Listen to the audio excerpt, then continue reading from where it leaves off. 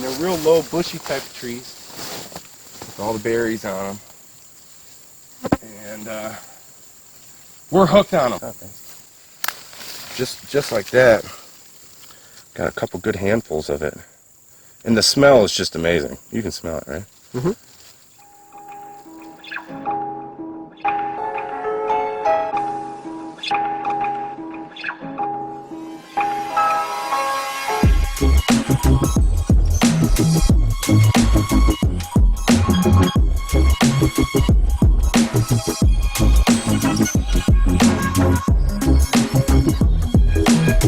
Alright, so this is what we ended up with.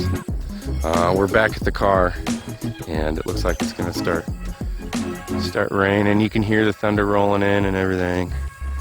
And I'd probably say half a gallon here, another half a gallon. Well, how's it going, YouTube? We are back here in the backyard, the back food forest. And this is a little bit more wild than the rest of the property that I have. I haven't added as much stuff to this, and I try to just let this go. And you can see there's a big patch of goldenrod right here, and a spicebush. Here's a whole bunch of goldenrod, and I've got a little peach tree growing on the other side of it, and a spicebush right here. And these spicebush I actually dug up, and I'm going to take you guys with me, and I'm going to show these to you. Alright, now here's one of the spicebush that I transplanted. And I transplanted these guys not last year, last spring, but the spring before that. And they kind of died back a little bit last year, and this year they're just really... I've got some that are really doing good and some that are still just kind of hanging in there. And this one in particular... Oh, look at this. See the butterfly?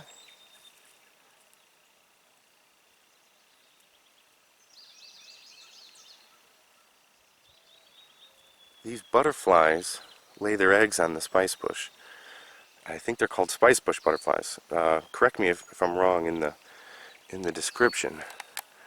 But that is so cool. There's a little butterfly over here. Huh. Anyways. Just went through my legs. I've got some goldenrod right here and another peach tree. And you can see I've been chopping and dropping around the plants that I've put in here. And I'm trying to remember where... Oh, here's another spicebush.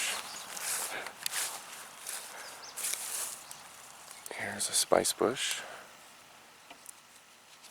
And it's got some new little growth growing out of there too. And these are the ones that produce the spicebush peppers, the spicebush berries. And here's another one. And I harvest the heck out of these in the fall, right around the same time the pawpaws are ready. And these always grow out. Whenever I show you the pawpaws in the wild, there's always spicebush in there too. Spicebush understory. So I'm actually growing them out in full sun, basically, which is totally different than where I've transplanted these from, where I dug these up from. And I've got them in full sun, and they're doing pretty good. They're actually getting really bushy. Instead of them being real long and leggy, they're actually bushing out really good. And I've got some more. Let me see. I've got some up there along that side of the food forest, in where the cherry trees are. But I've also got some back here too. So let me show you these first.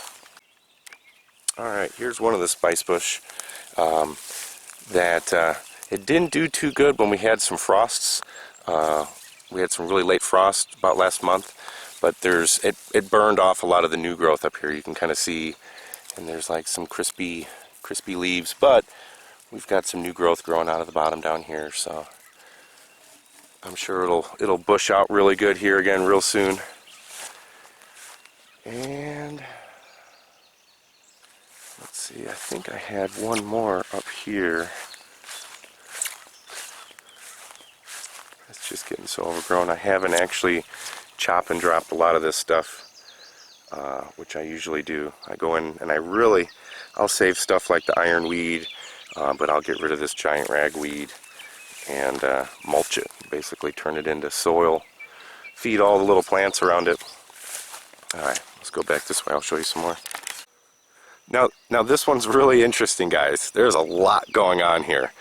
And this is part of my seedling nursery that's really overgrown, and I need to get in here and start getting my pathways opened up. But look at the blackberries growing up here, and this right here is the spicebush. But not only is there a spicebush, see the spicebush right here, and all the black cherries around it, and then look at them down here too. They're already coming in for next year also. So like you've got a mid-story tree, which is, they only get about maybe 10 feet tall, 10, 15 feet tall, these spicebush do.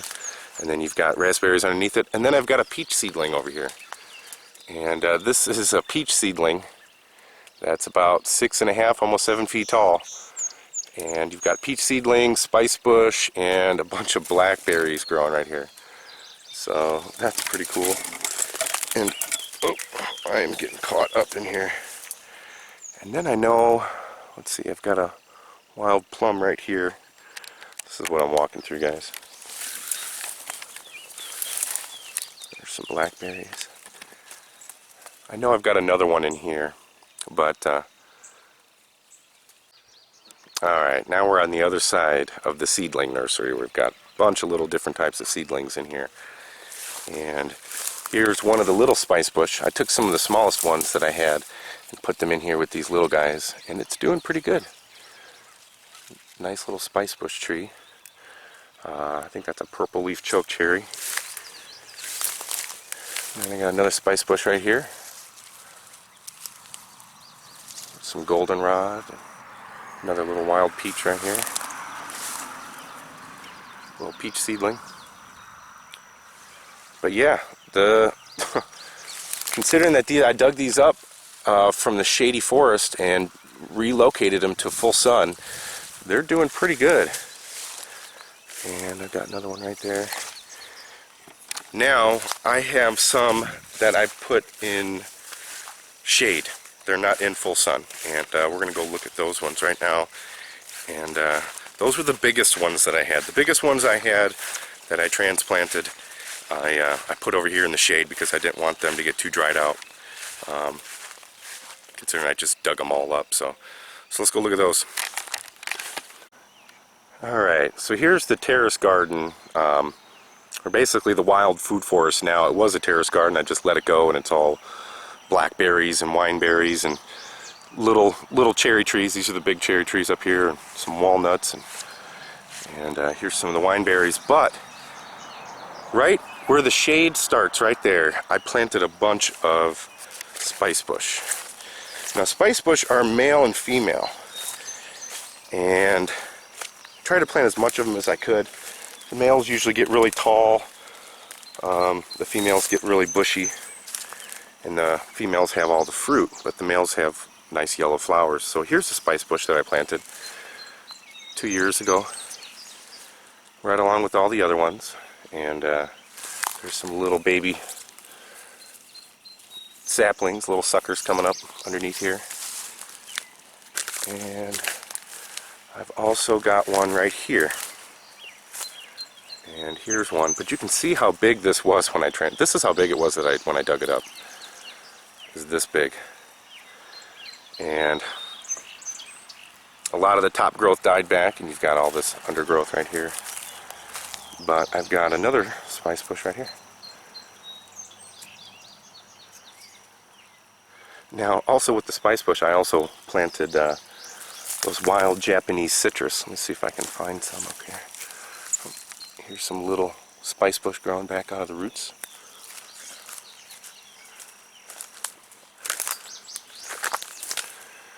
Here's another one. This is how big it was when I planted it. And like I said, there's been some dieback from root damage, but this is what's been growing back. Pretty sure that's going to be a female. Look how branched out it is. And then, let's see. Here's another spicebush. In here. And I planted in here. Basically, at the end of each one of these rows, I put a spicebush. Oh man, I can smell it on my fingers. It smells so good. And I love these. These are awesome, awesome plants. See if I can find some of those wild, there's one. Huh. Looking right at it. Wild Japanese citrus I put in here, along with the spicebush. There should be another spicebush over here. Yep. I don't know if this one's alive though. Yeah. Who knows? I might get some growth coming from down here. But yeah. Oh, sorry. Here's some of the spicebush that I planted in shade. And you can see how shady it is in here.